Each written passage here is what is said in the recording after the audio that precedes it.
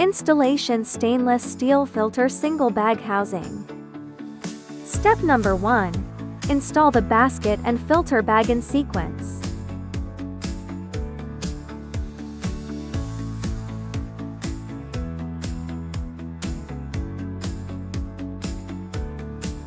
Step number 2. Place the retainer holder and tighten the wing nut. Step number 3. Adjust the position of the sealing ring. Step number 4. Place the cover alignment with the housing, and then screw and tighten the swing bolts. Step number 5.